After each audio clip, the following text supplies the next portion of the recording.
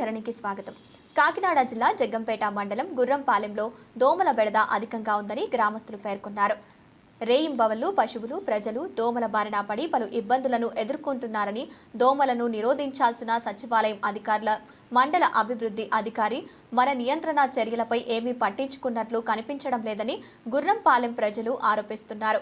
దీనిపై జగ్గంపేట శాసనసభ్యులు జ్యోతుల నెహ్రూ గుర్రంపాలెం అభివృద్ధి దిశగా చర్యలు ప్రారంభించి కాల్వట్లు, డ్రైనేజీ వ్యవస్థ మెరుగుపడేలా చర్యలు చేపట్టాలని, అలాగే పారిశుద్ధ్య వర్కర్లు పెంపుకు కృషి చేయాలని అక్కడ ప్రజలను ఎమ్మెల్యే నెహ్రూను ప్రార్థిస్తున్నారు.